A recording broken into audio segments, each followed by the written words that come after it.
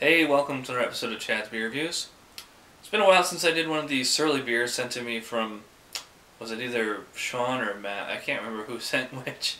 So you guys both get credit. Anyways, this is their, I guess their British style bitter. It's just called Bitter Brewer, and it's only 4% ABV, 37 IBUs.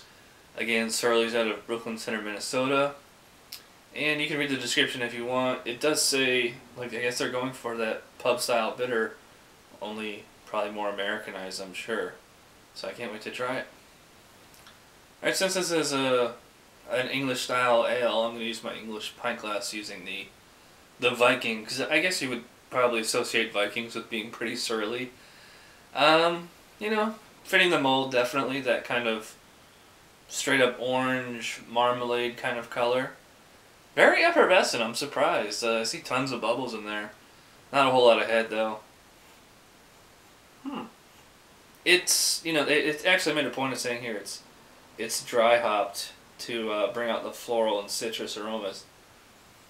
I would agree with that. I mean, it almost smells like an IPA because it's like that citrusy and that floral. You know, but I can kind of smell that English. And it's way deep down underneath it all, but I can kind of smell that British bitter style underneath it. So I bet it's going to come out more in the taste. I have no idea, but we'll find out. Cheers. It's kind of a mild palate, but it's also noticeably hoppy, like, throughout the entire thing. Not extremely bitter, though, despite the name. I mean, and they actually made a point of saying in here it's only 37 IBUs. But it's just plenty of hops. Through the middle, actually mostly on the back end, I get the kind of toffee, the kind of red apple, and they actually made a point of saying on here a marmalade kind of flavor. Totally marmalade, almost like a jelly kind of flavor, like almost like if you ever had like jelly or jam, like made from peach or apricot, kind of in that category. The kind of kind of lightly toasted maltiness to it. So it's like this weird balancing act between like fruit, confectionery sweetness, and hoppy citrusiness. Because it's definitely a hop presence throughout the entire thing, not just in the aroma. It's got a nice, soft, comfortable mouthfeel. It almost feels more like juice. Like, it's definitely, for such a small beer, you know, ABV-wise, it has such, like, a thick, full-bodied presence. It's a little refreshing while it's in the mouth. It's not like it's not a straight-up refreshing beer, per se. It's just a nice type of pub-style ale. I could see, you know, sessioning this, you know, a six-pack of this on a Sunday afternoon. Could totally see that. Really love that fruity flavor in the aftertaste.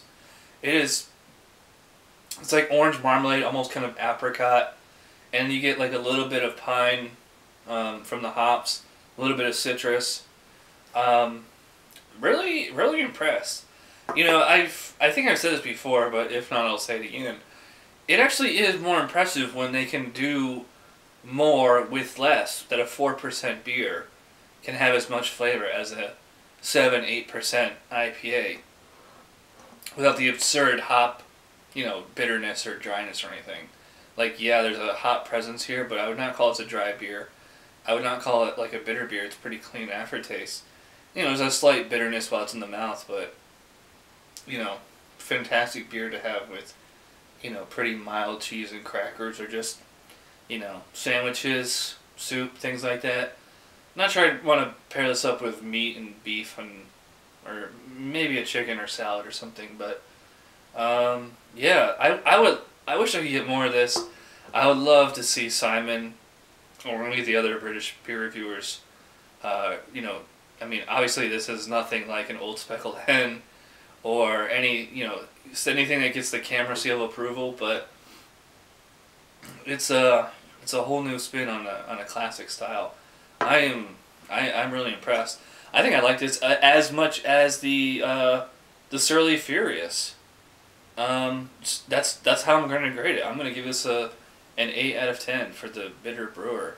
I think it's, you know, a fun, interesting, impressive beer. I have no idea what this retails for, but if I lived in Minnesota, this would be a constant mainstay in my fridge. So, thanks for watching this episode of Chad's Beer Reviews. I'll see you guys next time. Cheers.